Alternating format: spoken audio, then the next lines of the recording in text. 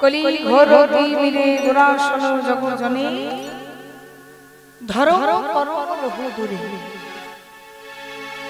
মহাজন যে পত্রে লিখলেন সেটি প্রথমেই বলে দিলেন কলিকাল যত দূরে সরে যাবে মানুষ তত গভীর অন্ধকারে প্রবেশ করবে। হরি বল।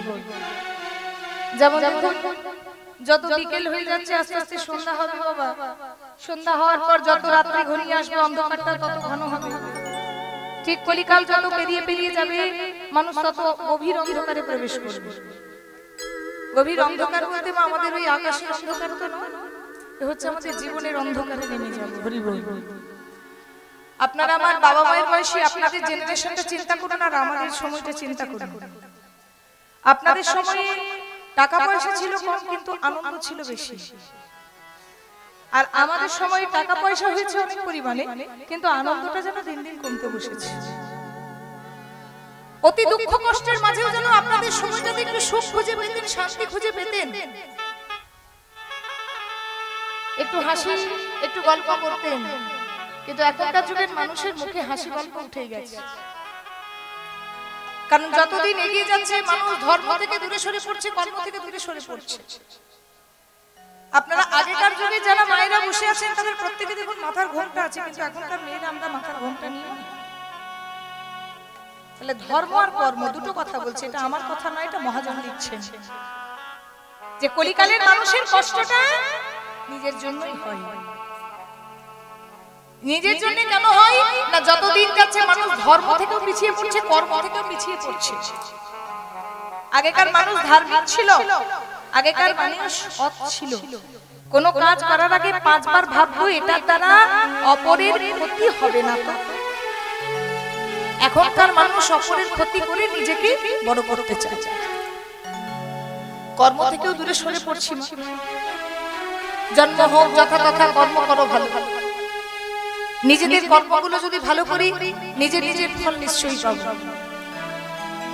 কারণ যার যেমন কর্ম এই পৃথিবীতে তার তেমন ফল।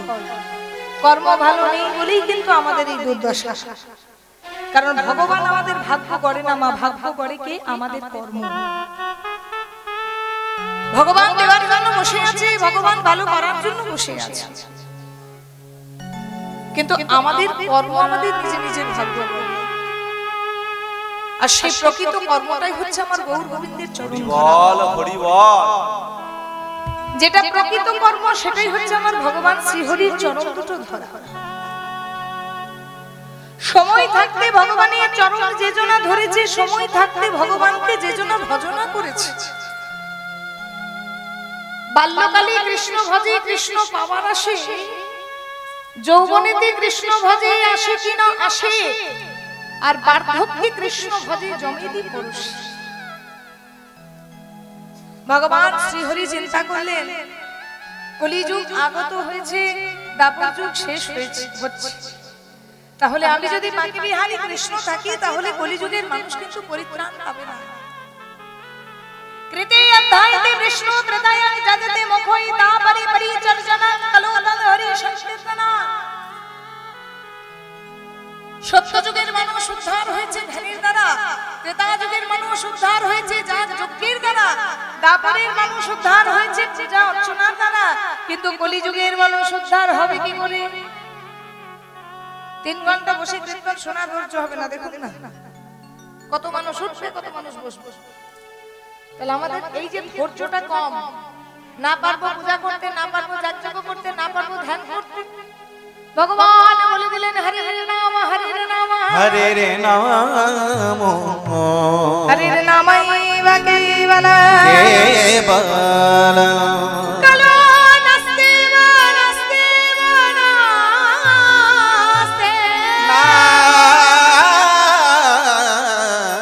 নাস্তে গতির অন্যথা গতির অন্যথা। সবাই একবার প্রেমানন্দে বলো হরে কৃষ্ণ হরে কৃষ্ণ হরে কৃষ্ণ কৃষ্ণ কৃষ্ণ হরে কৃষ্ণ কৃষ্ণ হরে হরে হরে রাম হরে রাম হরে রাম হরে রাম রাম রাম হরে হরে রাম রাম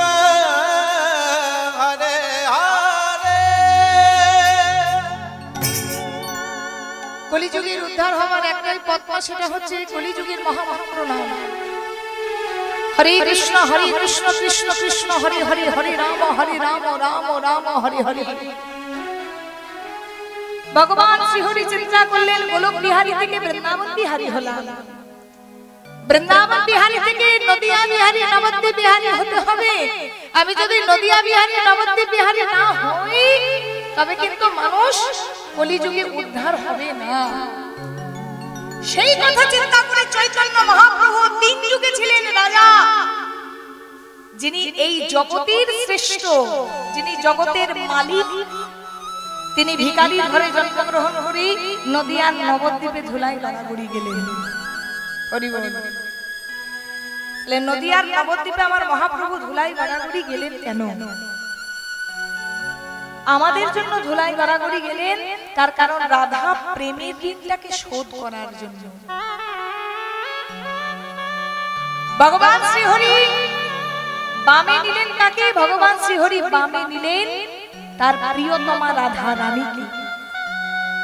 রাধার প্রেমটাকে জগতে শ্রেষ্ঠ প্রেম করলেন বাবা। যে রাধা কৃষ্ণের প্রেম কাহিনী নিয়ে এত বড় হরিবাসর, তাহলে ভগবান কৃষ্ণ পরক্রিয়া প্রেম করলেন রাধা রানীর সঙ্গে। সেই রাধা কৃষ্ণের প্রেম তরঙ্গ নিয়ে আমাদের এত বড় বড় হরিনাম সংকীর্তন যোগ্য।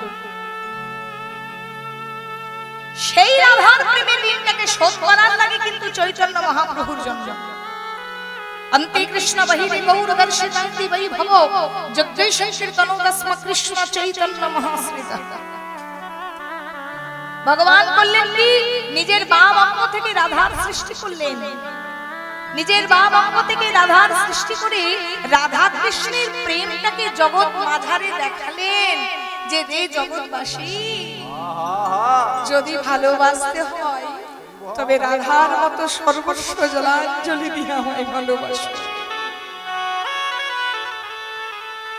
রাধা যেমন করে সর্বস্ব জলাঞ্জলি দিয়ে কৃষ্ণ প্রেমে কলঙ্কিনী হয়ে আমায় ভালোবেসেছে, তেমন করে যদি তোমরা ভালোবাসতে পারো, যে করে আমার আশ আমি করি তার সর্বনাশ, তবু যদি ছাড়েন আমার পাশ আমি হই তার দাসান দাস। নিতাই গৌর হরি বল হরি বল হরি। রাধার চলনে ছিল কৃষ্ণ, বলনে ছিল কৃষ্ণ, শয়নে ছিল কৃষ্ণ, স্বপনে ছিল কৃষ্ণ, রেতায় ছিল কৃষ্ণ, জাগরণে ছিল কৃষ্ণ, কৃষ্ণময় ছিল তার দেহ। রাধারানী যদি খোপায় একটা ফুল আনলো সেটা কৃষ্ণকে দেখানোর জন্য। কৃষ্ণ কালো বলে রাধারানী আমার নীল শাড়ি পরে নীল যমুনার দিকে তাকিয়ে থাকতো, নীল গগন পানে তাকিয়ে থাকতো। তাহলে তার নয়ন দুটোও ছিল কৃষ্ণ সেবা, তার বদনটাও ছিল কৃষ্ণ সেবা, কর্মটাও ছিল কৃষ্ণ সেবা। যে দেহটা কৃষ্ণের দেওয়া সেই দেহটা দিয়ে কৃষ্ণ সেবা করেছিল। সেখানে কিন্তু মা যশোদার ভালোবাসাটা শ্রেষ্ঠ হয়নি, কারণ যশোদা যখন একটা খোপায় ফুল আনলো সেটা তো আর গোপালকে দেখানোর জন্য নয়, যশোদা তো নন্দ রাজাকে দেখানোর জন্য ফুল আনলো। যশোদা নন্দ রাজার জন্য সাজতো, কিন্তু রাধারানীর সাজটাও ছিল কৃষ্ণ সেবা। তাই তো শান্ত দাস্য সখ্য বাৎসল্য মধুর পাঁচটা রসের মধ্যে সবচেয়ে গাঢ় রস হলো, নিবিড় রস হলো আমার মধুর রস। হরি বল হরি বল। আর সেই মধুর রসের নায়িকা হলো আমার শ্রীমতী রাধা রানী। সেই রাধার প্রেমটাকে অঙ্গীকার করে রাধা প্রেমের ঋণটাকে শোধ করার জন্য চৈতন্য মহাপ্রভু প্রকট হলেন নদিয়ার নবদ্বীপে। মনে মনে চিন্তা করলেন আমি যদি রাধার সিংহাসনে বসে থাকি তবে তো রাধা প্রেমের মাধুর্য বুঝবো না। আচ্ছা বলুন তো মা, রাধারানী যে কৃষ্ণ কৃষ্ণ বলে কাঁদতো, সেই অনুভূতিটা কখনো কৃষ্ণের হয়েছে? একটা সন্তান কখনো বোঝে যে মা বাবার ভেতরে সন্তানের কতটা অনুভূতি আছে? বোঝে না, কিন্তু তবে কিছুটা বুঝতে পারে যখন সেই সন্তানটা মা বাবার বয়সে পর্যায়ে যায়। যতদিন বাল্যকালে থাকে ততদিন বোঝে কি আমি গাইছি, আপনাদের শুনতে কেমন লাগছে আমি বুঝতে পারছি কি, আর আপনারা শুনছেন আমার গাইতে কেমন ফিলিংস হচ্ছে আপনারা বুঝতে পারছেন কি? তাহলে যে শোনে সে গাওয়ার মর্ম বোঝে না, যে গায় সে শোনার মর্ম বোঝে না। তাহলে কৃষ্ণ রাধাকে ভালোবাসে, রাধা কৃষ্ণকে ভালোবাসে, রাধা রানী কিন্তু কৃষ্ণের মর্ম বোঝে না, কৃষ্ণ রাধার মর্ম বোঝে না। একদিন ভগবান কৃষ্ণ রাধা রানীকে প্রশ্ন করলো, রাধে গো, আমার মধ্যে এমন কি আছে যে তুমি আমায় এতখানি ভালোবাসো? কইছনে তুয়া প্রেমা, তুয়া প্রেমা, কইছনে মধুরী মাধুরীমা, কইছনে সুখে দিহ সুখে দিহ ভো, এক দিন বঞ্চিত ধন ব্রজ না হইলা পুরানা, ভাবিয়া না পাইনু ভাবিয়া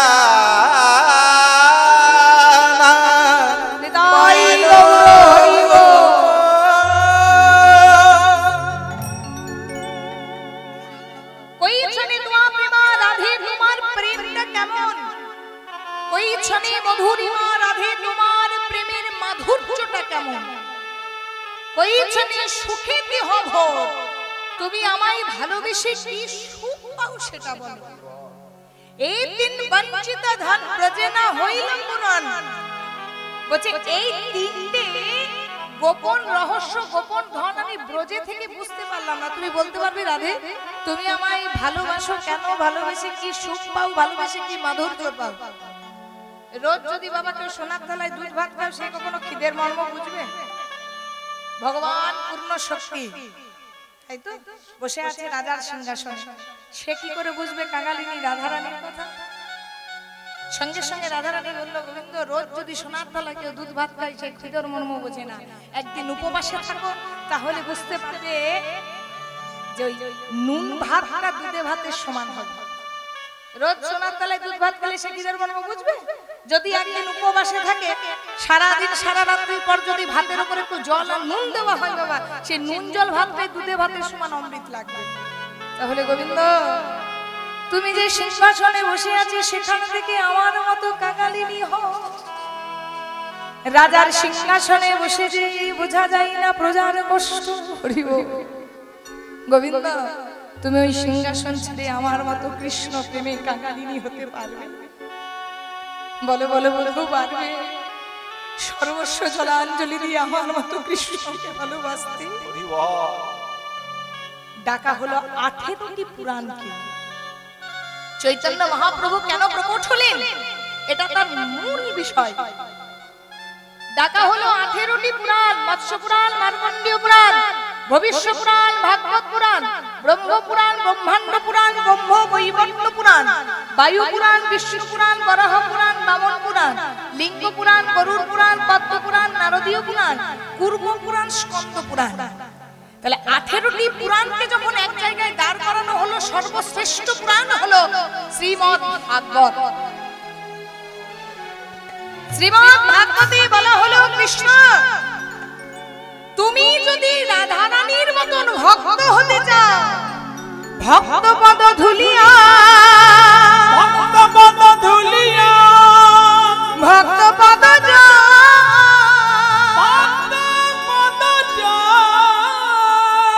ভক্তির ভুক্ত অবশেষে 3 মহাবার, এই 3 মহাবার ভক্তির চরণ ধুলি, তাতে মোর স্নান কেলি, তর্পণ মোর বৈষ্ণবের না, বৈষ্ণবের না, বিচারে করিয়া মনে ভক্তি রস আস্বাদনে, আস্বাদনে মধ্যস্থ শ্রী ভাগবত পুরাণ, ভাগবত পুরাণ।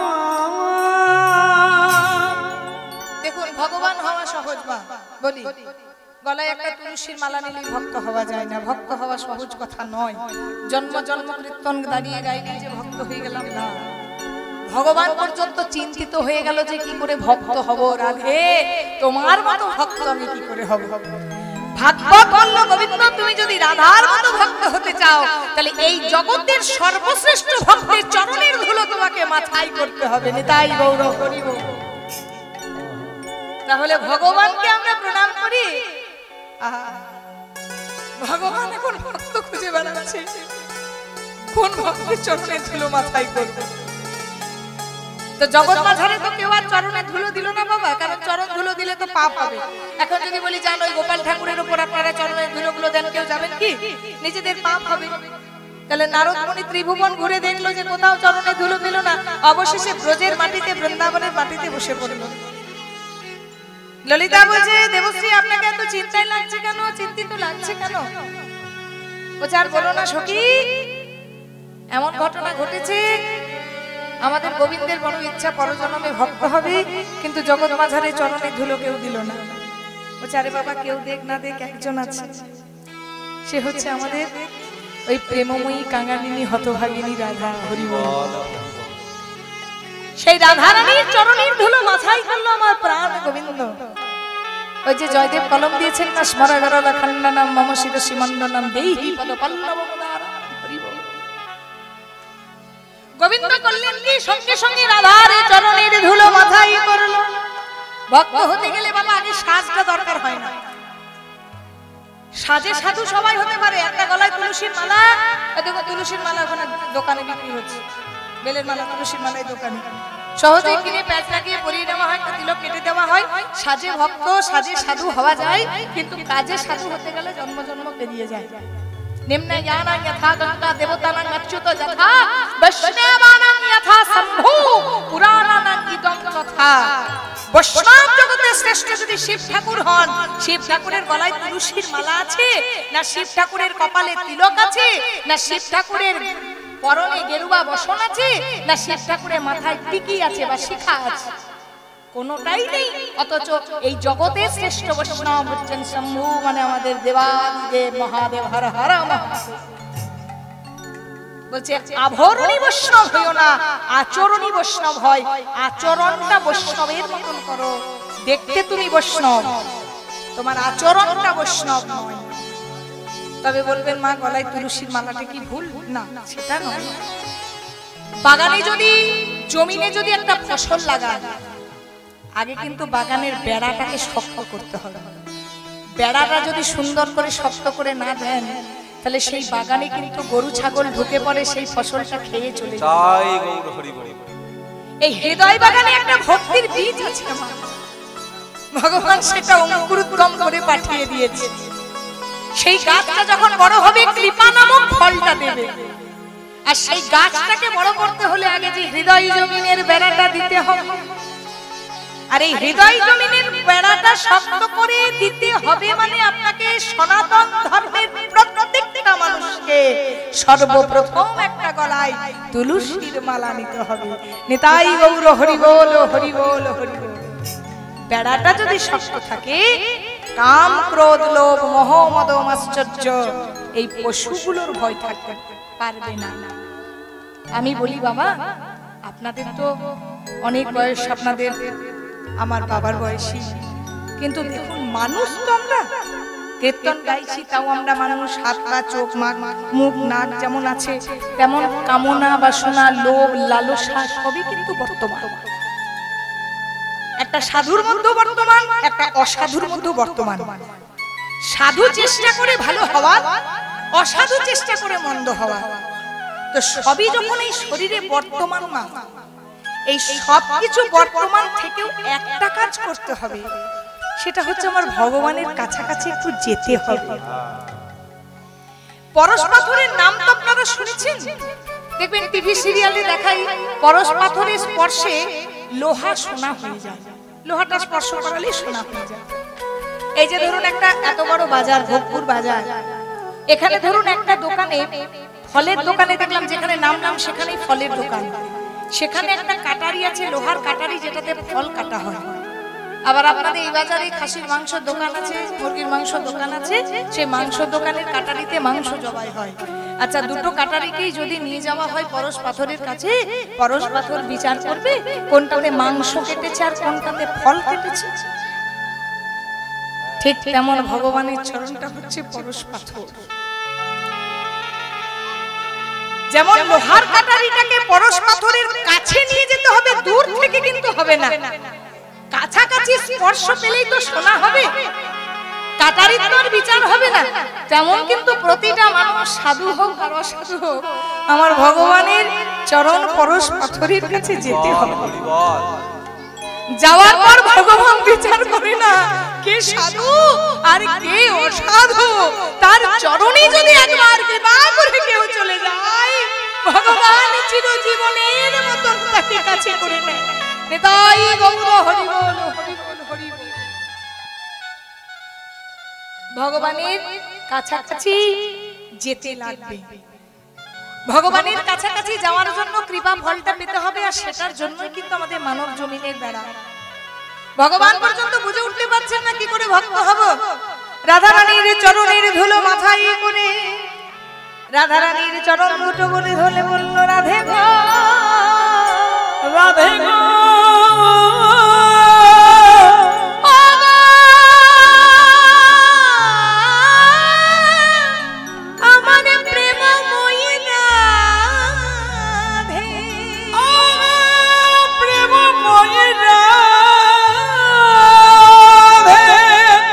তোমার প্রেম আমি একদিন দাঁড়ে দাঁড়ে বিলাইয়ে দেব, দাঁড়ে দাঁড়ে বিলাইয়ে দেব। তুমি যেমন করে কৃষ্ণ কৃষ্ণ বলে কাঁদো, কৃষ্ণ বলে কাঁদো, আমি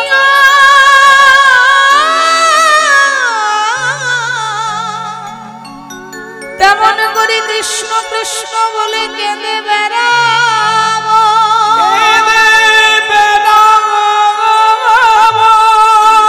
তোমার প্রেমের ডালি মাথায় করে, মাথায় করে তোমার ভাবে ভাবিত হয়ে, ভাবিত হয়ে তোমার মাধুর্যে মণ্ডিত হয়ে, মণ্ডিত হয়ে আমি দাঁড়ে দাঁড়ে ঘুরে বেড়াবো, ঘুরে বেড়াবো। তবে জন্মে নয় রাধে যেদিন নদিয়া গৌরাঙ্গ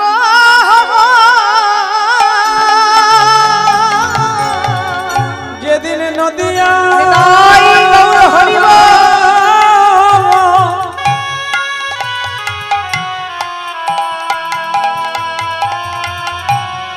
গৌরাঙ্গ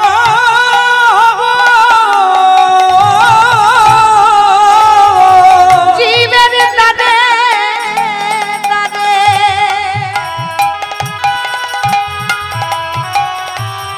আমি ঘুরে বেড়াবো। শোনো রায়, শুধু জীবের দাঁড়ে দাঁড়িয়ে ঘুরবো না গো, আর কি করবো জানো রায়, কি করবো শোনো, হরি বলবো আর আমি বলাইব, এদের নদী হয় গৌরাঙ্গ ভাব, হরি বলবো আর বলাইব, এদের আমি দাদে দাদে বিলাইব, আমি ভাসবো আর জগৎ ভাসাইব, এদের দাদে দাদে বেড়াইব, জগৎ ভাসাইব, বলবো আর বলাইব, বলবো আর বলাইব, এদের নদী আইব।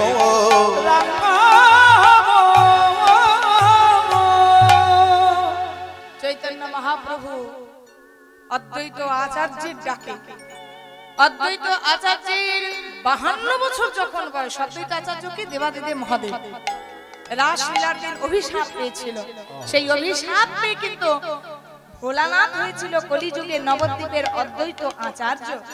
সেই অদ্বৈত আচার্যের ডাকে দীর্ঘ 52 বছর পর যখন অদ্বৈতের 52 বছর বয়স, চৈতন্য মহাপ্রভু আজানুলম্বিত ভুজ কনক পদাত সংকীর্তনায় কপিতর কমলায় তস্মা বিশ্বম্বর দ্বিজবর যুগধর্ম বলো বন্দে জগৎ প্রিয় করো করুণার অবতার।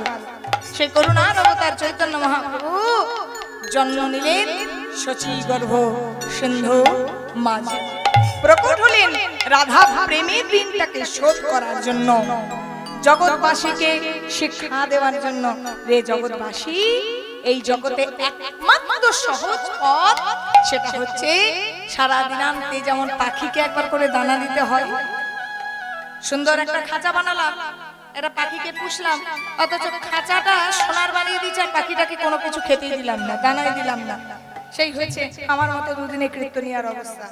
খাঁচাগুলোকে সুন্দর করে নিয়েছে, আর ভেতরে যে প্রাণ পাখিটা আছে, আত্মা পাখিটা, তার জন্য কিন্তু আমরা কিছু করলাম না। আর সেই করাটাই হচ্ছে আমার ভগবান রাধা গোবিন্দের গৌর নিতাইয়ের চরণের কাছাকাছি যাওয়া। নিতাই গৌর হরিবল হরিবল।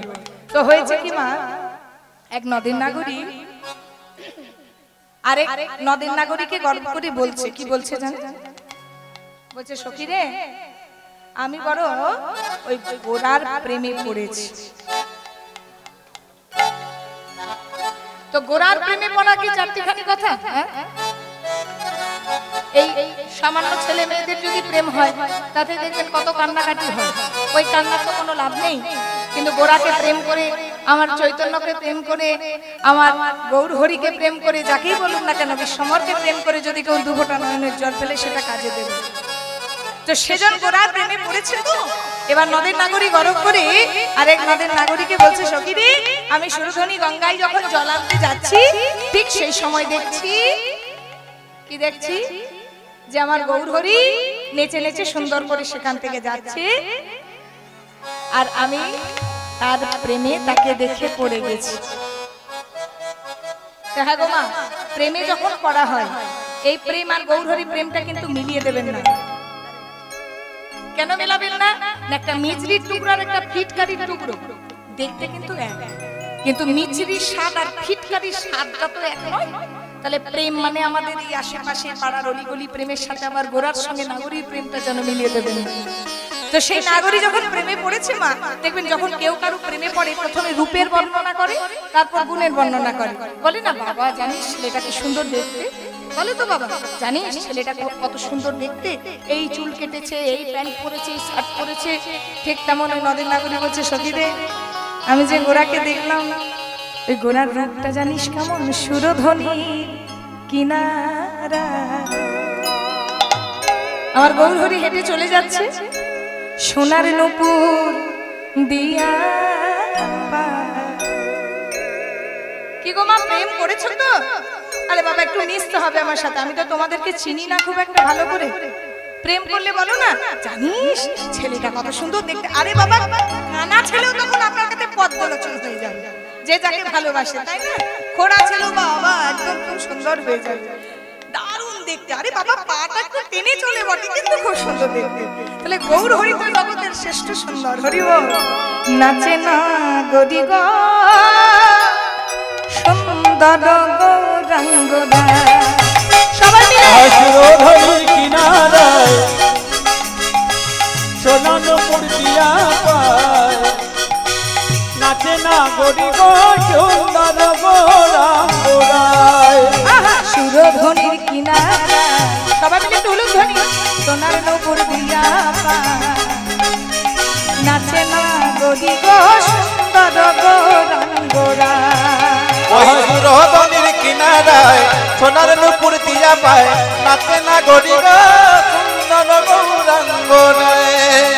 আহা সুন্দর, আহা সুন্দর গৌরাঙ্গনায়, নাগরি গো সুন্দর গৌরাঙ্গনায়। আহা সুন্দর, আহা সুন্দর গৌরাঙ্গনায়, নাগরি গো সুন্দর গৌরাঙ্গনায়। আহা সুন্দর, আহা সুন্দর গৌরাঙ্গনায়, নাগরি গো সুন্দর গৌরাঙ্গনায়। উলুধ্বনি বাবা, উলুধ্বনি।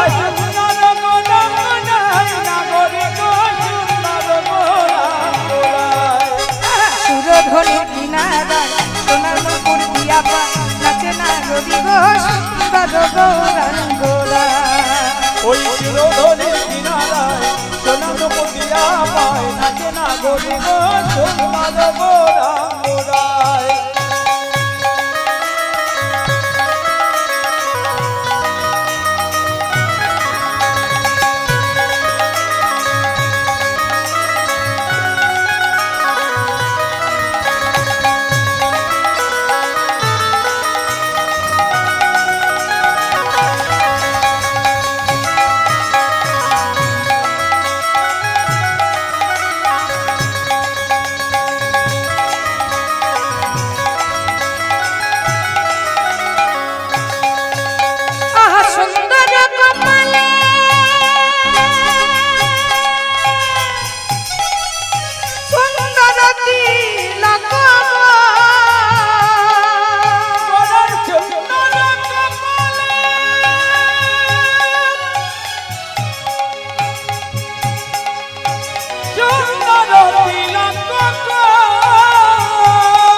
আহা সুন্দর কপালে আহা সুন্দর তিলক গলার সুন্দর কপালে সুন্দর তিলক আবার সুন্দর এখন নামা বলি যায় না গরি গো সুন্দর গৌরাঙ্গরা ওই চিরধনু কিনারায় সোনার মুদিয়া পায় নাচে না গরি গো সুন্দর গৌরাঙ্গরায়।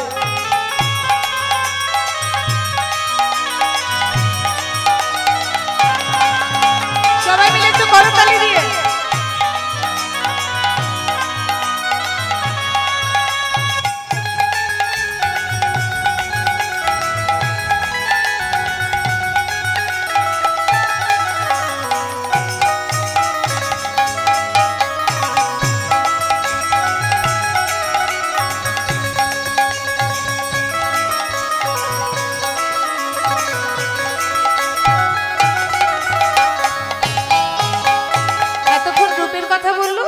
এবার বলছে গুণের কথা কি বলছে বলছে সুন্দর নয়নে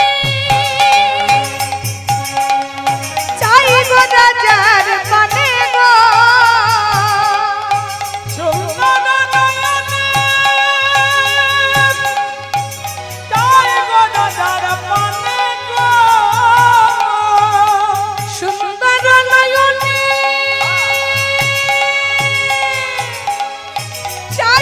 রাজার পানে গো সুন্দর নয়নে চাই গো রাজার পানে গো দেহ ছাড়া মনটা লইয়া যায় না গরি গো সুন্দর গৌরাঙ্গনা ওই চিরধনু কিনারায় জয় গৌর হরি বল নাচে না গরি গো সুন্দর গৌরাঙ্গরায়। ওগো সুরধনু কিনারায় সোনার মুকুট দিয়া পায় নাচে না গরি গো সুন্দর গৌরাঙ্গনা ওই চিরধনু কিনারায় সোনার মুদিয়া পায় নাচে না গরি গো সুন্দর গৌরাঙ্গরায়।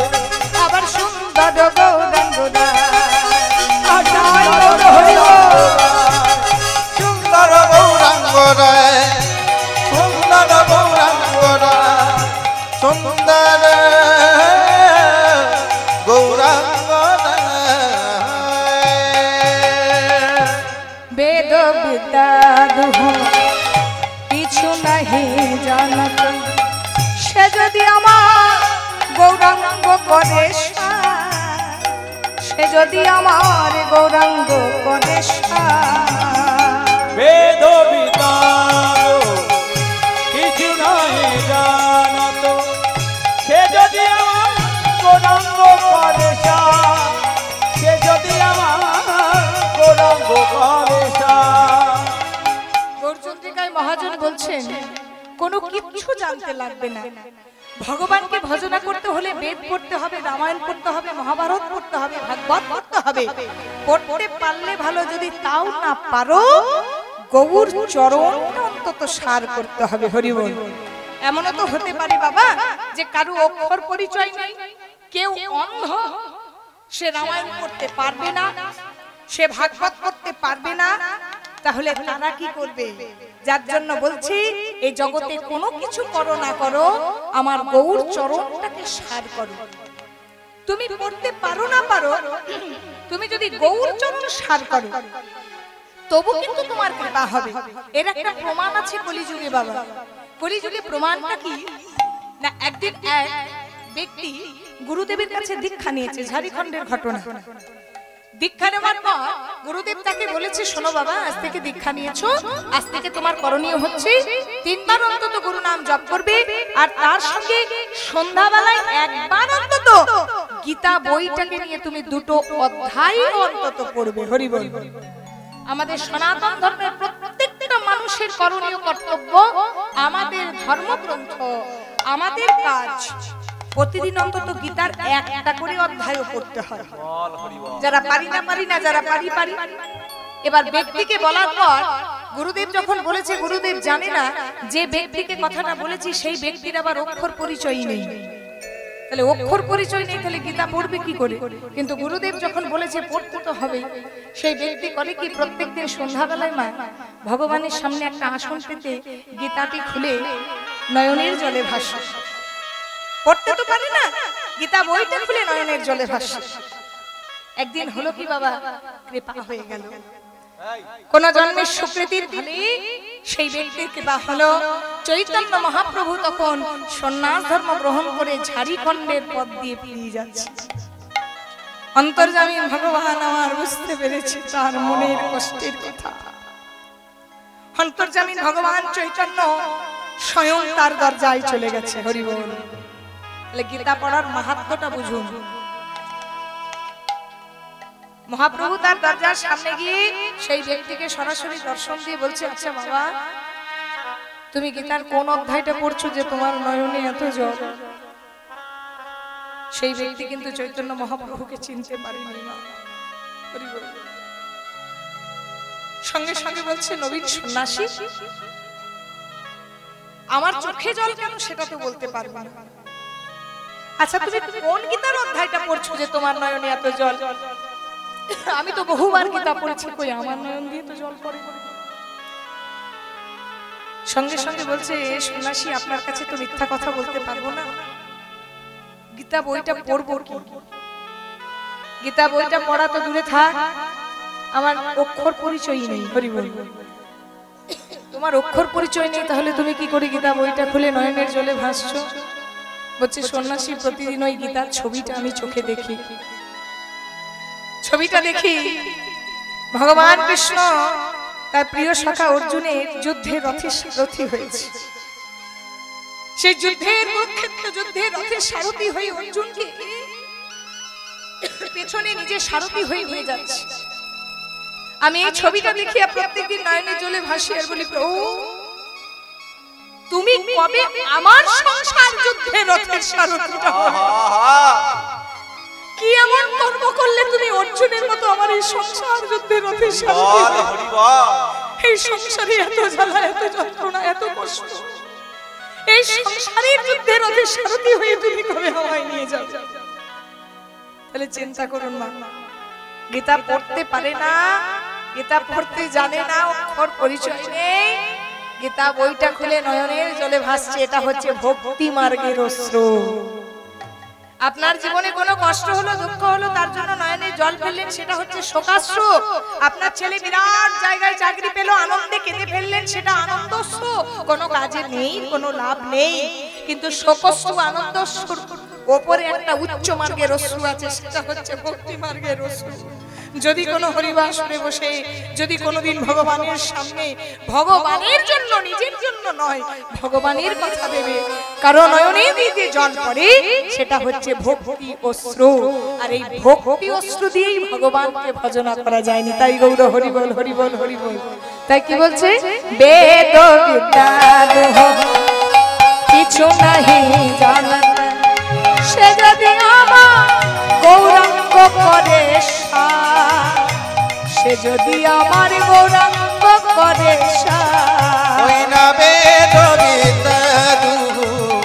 কিছু নাহি জানত, সে যদি আমার গৌরাঙ্গ করে, সে যদি আমার গৌরাঙ্গ করে, নয়নানন্দেতে ভনে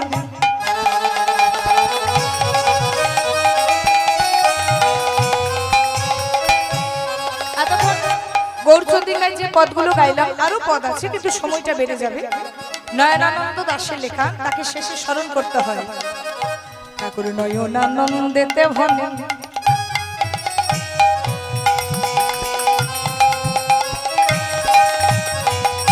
সেই তো সকলি জানে, করতলে সর্বসিদ্ধিতা, করতলে সর্বসিদ্ধিতা, বেদ বিদ্যা কিছু নাহি জানত, সে যদি আমার গৌরাঙ্গ করে, সে যদি আমার গৌরাঙ্গ করে,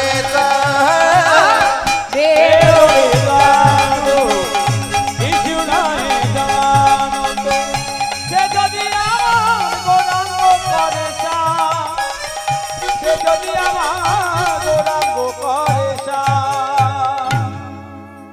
একটু প্রেম সে উলুধ্বনি দেবেন? শ্রী গুরু প্রেমানন্দ নিতাই গৌর হরি বল হরি বল। এতক্ষণ নবদ্বীপে ছিলাম না, চলুন সবার মনকে একত্রিত করে একটু বৃন্দাবন যাই। আজ কমিটির বাবাদের অনুরোধ, ওই বাবাকে যাই হোক দেখতে পাচ্ছি না কাছাকাছি, কয়েকজন বাবা আমার আসলে গিয়ে বাসায় গিয়েছিলেন, ওখানে অনুরোধ করেছেন ভক্ত জীবনী লীলা গাওয়ার জন্য। তারা অনুরোধ রেখেছেন আমার কাছে প্রভু শ্যামানন্দ লীলাটা শুনবেন তারা। তো যাই হোক, তাদের অনুরোধেই আজকে সেই লীলাটি আপনারা একবার পরিষ্কার পরিচ্ছন্নভাবে শুনে নিন। আজকের আস্বাদনের বিষয়বস্তু ভগবান ভোলানাথ শিব ঠাকুরের তৃতীয় অবতার। আপনাদের মেদিনীপুর জেলা ধারেন্দা বাহাদুরপুর গ্রামে যার জন্ম, সেই তৃতীয় অবতারের কথা ভক্ত প্রভু শ্যামানন্দ। আবারও বলছি, একটা ছোট্ট 5 বছরের শিশু যে জীবনীটা শুনবেন, যে ঘটনাটা শুনবেন, যেভাবে ভক্ত কৃপা পেয়েছে, যে বয়সে কৃপা পেয়েছে, সেই বয়সটা হচ্ছে 5 বছর। আমরা 5 বছর পর্যন্ত শুনবো। 5 বছরই বৃন্দাবনের মাটিতে গিয়ে কৃপা পেয়েছে শ্যামানন্দ। কি করে শ্যামানন্দ হলো সেই কথা আমরা সাধন করব। আবারও লীলাটির নাম বলছি ভক্ত প্রভু শ্যামানন্দ। তো চলুন সবার মনকে একত্রিত করে নিয়ে যাই মধুময় শ্রীধাম ধাম বৃন্দাবন ধাম। তো বৃন্দাবনে তো একটু যেতে হবে, তো বৃন্দাবনে যেতে হলে মা কি বলতে হয় একটু শুনি তো মা। তাহলে এতক্ষণ নিতাই চাঁদের নাম হলো, গৌরের নাম হলো, কৃষ্ণ নাম হবে। চলুন একটু রাধা নাম গাইতে গাইতে যাই মধুময় শ্রীধাম ধাম, শ্রী শ্রী বৃন্দাবন ধাম। সবাই মিলে বলবেন বলিয়ে বৃন্দাবন বিহারী লাল কি জয় জয় হো, যশোদা কি নন্দন লাল কি। আপনারা এত ফিউজ হয়ে যাচ্ছেন কেন আমি বুঝতে পারছি না। মি মি মি মি করছেন, এটা সন্ধ্যের আসো, অধিক রাত্রি নয় যে ঘুমোবেন ভুলবেন। একটু জোরে বলুন প্রেম সে, বাকি বিহারী লাল কি, প্রেমময়ী রাধা রানী কি, বৃন্দাবন ধাম কি জয়, ভোগপুর বাজার হরিবাসর কি জয়। এটা ভোগপুর তো, যাই হোক বলে তো দিলাম ভোগপুর বাজার তো। ঠিক আছে, চলো সবাই মিলে একবার ভক্ত বৃন্দ কি প্রেম সে একবার। যারা বৃন্দাবন যাবেন না তারা একবার প্রেম সে উলুধ্বনি দেন, একটু শুনি।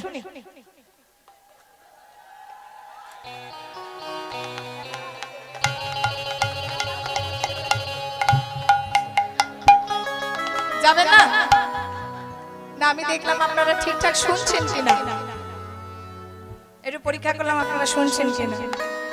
ঠিক আছে, চলুন সবাই মিলে চলুন। ওটা ভাবের ঘরে হয়ে গেছে বুঝতে পারছি। চলো হরি বল, কোনো দোষারোপ নেই। Minds in its is own place that can make self a heaven of a hell of heaven. মনটা হচ্ছে সবচেয়ে বড় বস্তু, কোথায় বসে আছেন সেটা ফ্যাক্টর নয়। দেহটা বসে আছে স্বর্গে, মনটা আছে নরকে, আপনি নরকগামী হবেন। কিন্তু দেহ আছে নরকে, আমার মন আছে স্বর্গে, স্বর্গগামী হব না। তাই গৌর হরি বল। তা চলুন একটু রাধা নাম গাইতে গাইতে, একটা ভজন গাইতে গাইতে যাই মধুময় শ্রী ধাম ধাম শ্রী শ্রী বৃন্দাবন ধাম। তাহলে রাধা নাম গাইবো, আমার সাথে একটু গাইবেন। প্যারা শ্রী বৃন্দাবনে তুলে লে রাধিকা নাম, ও তুলে লে রাধা নাম, প্যারি প্যারি না ও তুলে লে রাধা নাম, প্যারি প্যারি নাম, ও তুলে লে রাধা নাম,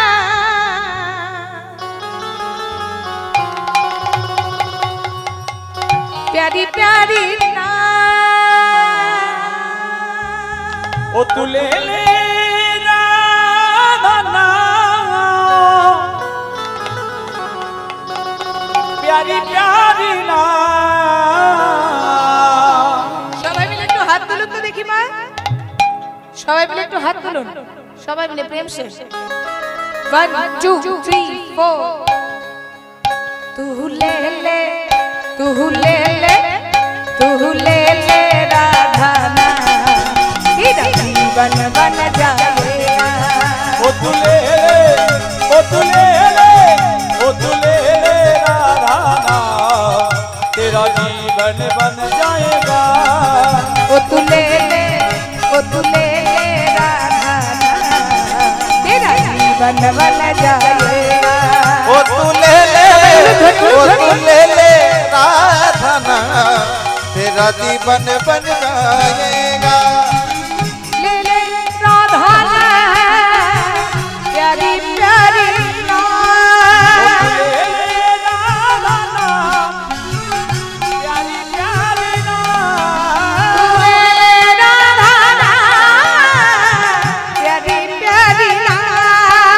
तू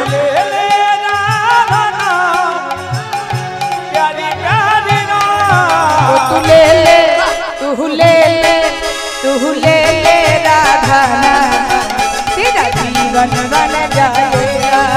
ओ तुले राधा नाम तेरा जीवन बन जाएगा।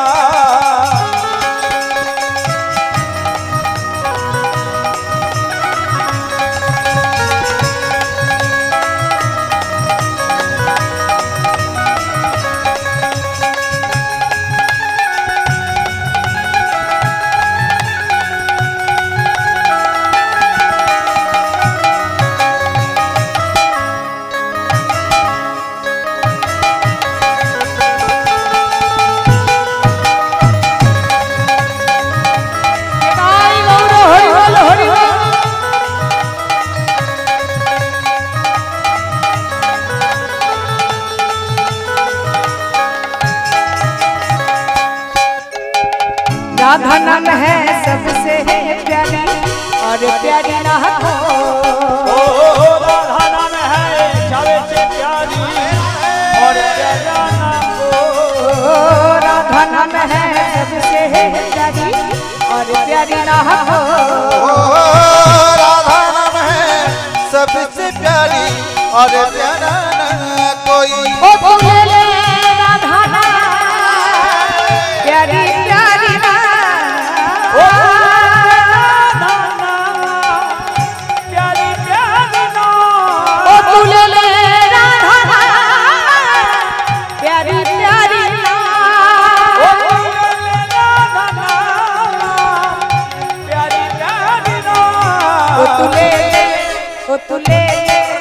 तू ले राधा तेरा जीवन बन जाएगा।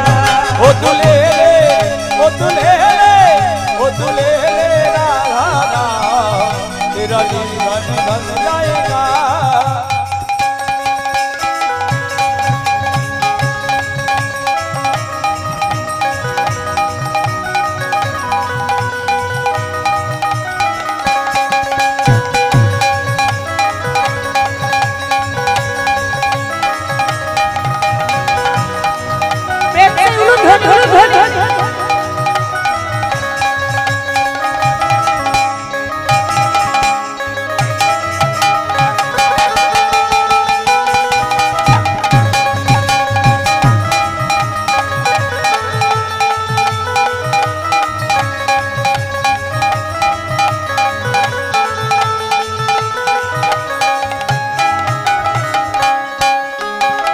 वृंदावन में गली गली में राधे राधे हो।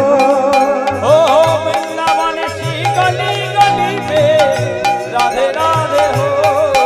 आज भोगपुर बाजार में गली गली में राधे राधे हो।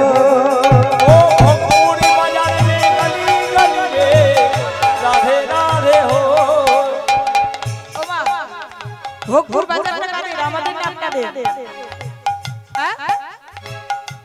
ভোগপুর বাজারটা কাদের? আপনাদের না আমাদের? আরে বাবা বলুন আমাদের। না না আমাদের নয়, থাকতে দেবেন এখানে? আছে কি কোন মৌজাতে আমাদের নাম?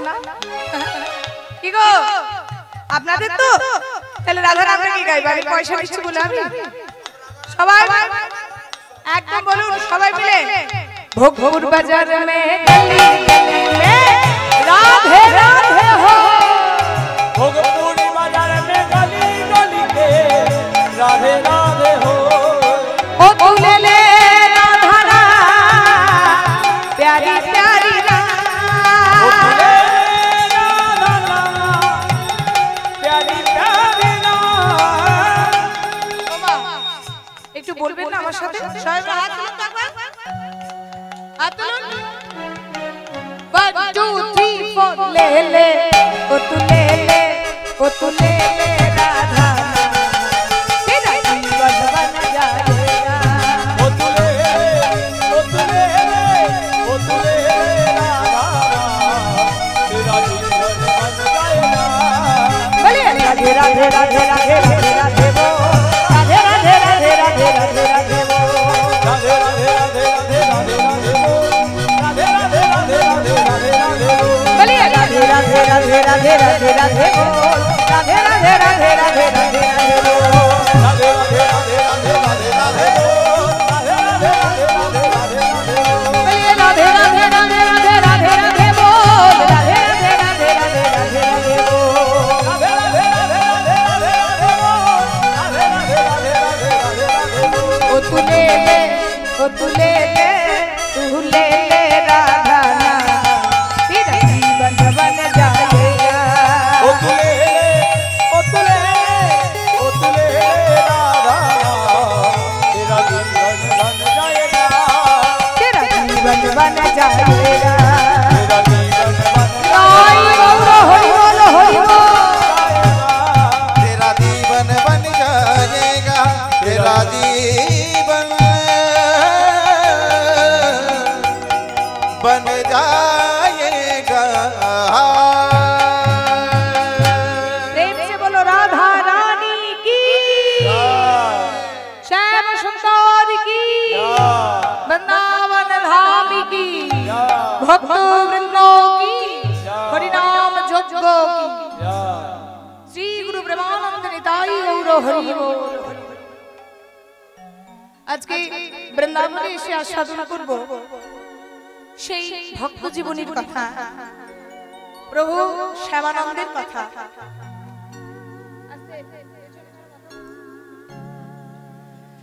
ভক্ত শ্যামানন্দ যে 5 বছরই রাধারানীর কৃপা পেল বৃন্দাবনের মাটিতে আপনাদের জেলায় যার জন্ম মেদিনীপুর জেলা গ্রামটির নাম ধারেন্দ্রা বাহাদুরপুর পিতার নাম কৃষ্ণ মণ্ডল মাতার নাম দুরিকা মণ্ডল বয়স মাত্র 5 বছর